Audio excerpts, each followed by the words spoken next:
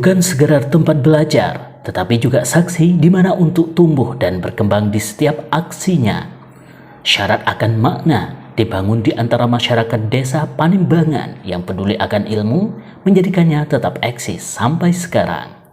Terinspirasi dari kampung Sinau Sidoarjo, menjadi salah satu alasan Saung Sinau Sahal didirikan oleh Bapak Fikri Sobah dan Ibu Iis Devi Wulandari. Inilah Saung Sinau Sahal. Namanya diadaptasi dari campuran bahasa Sunda dan bahasa Jawa, yaitu saung dan sinau.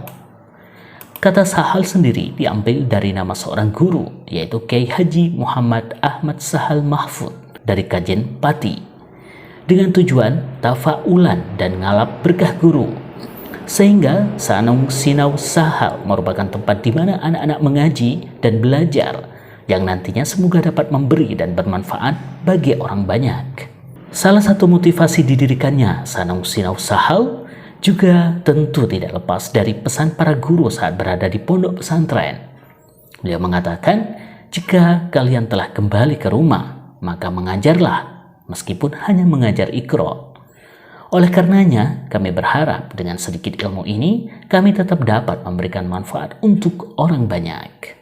Sejak 11 Februari 2019, Saung Sinau Sahal berdedikasi untuk mendidikan dan membangun karakter anak dengan pengetahuan spiritualitas dan pengetahuan umum.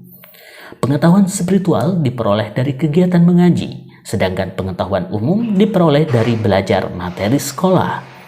Pada awal direalisasi, Saung Sinau Sahal masih bertempat di rumah Bapak Haji Musola. Sistem pengajaran masih fokus untuk mengaji dan menghafal dengan bonus belajar materi sekolah.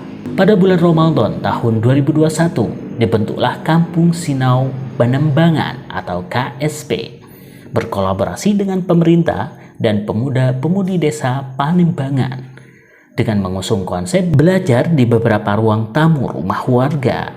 Masing-masing dapat mengajarkan pelajaran yang berbeda, seperti matematika, bahasa Arab, bahasa Inggris, bahasa Jepang dengan golongan kelas tertentu. Program ini dapat berjalan selama 1 bulan saja, namun tak menutup kemungkinan program ini dapat diadakan kembali. Seiring berjalannya waktu, minat masyarakat kian bertambah. Terbukti saat awal berdiri hanya ada 2 anak yang bergabung. Kini lebih dari 50 anak dan 10 pengajar menjadi bagian dari Saung Sinau Sahal. Bertambahnya minat masyarakat tidak terlepas dari metode pengajaran yang digunakan, fasilitas yang memadai, dan kegiatan yang bervariasi. Metode pengajaran yang digunakan dalam mengaji, kami masih menggunakan Iqra. Adapun untuk hafalan, menggunakan metode ummi meskipun belum 100% dalam penerapannya. Tak hanya itu, di tempat ini pula mengajarkan beberapa kitab kuning, diantaranya kitab Akhlaqul Libanin, Safinatun Najah, Mustalahut Tajwid, Syirah Nabawi, juga Syiiran Alala. Tak dipungkiri lagi, sedari kecil anak-anak Saung Sinau Sahal sudah ditanamkan pondasi ilmu agama yang kuat dan semoga dapat dijadikan bekal untuk masa depannya kelak. Sekarang Saung Sinau Sahal telah memiliki gedung tetap yang dibangun dengan bantuan swadaya masyarakat sekitar, berdiri di lingkungan yang asri menjadi nilai plus kenyamanannya.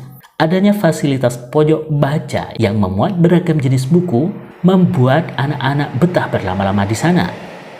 Ada pula seperangkat instrumen rebana, biasanya ditabuh setiap minggu oleh anak-anak dan ibu-ibu wali santri untuk berlatih. Hal tersebut bertujuan untuk menyeimbangkan pengetahuan dan keterampilan anak-anak. Dalam jangka waktu tertentu, Saung Sinau Sahal telah mengadakan outing kelas di wisata Germanggis, Desa Karangtengah, dan Monumen Jenderal Sudirman, Karanglewas.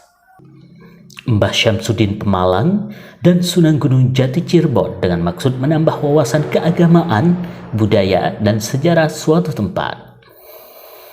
Saat beraktivitas di luar, ada identitas tersendiri yang menggambarkan ciri khas dari Saung Sinau Sahal, yaitu kaos, baju seragam, dan batik Saung Sinau Sahal.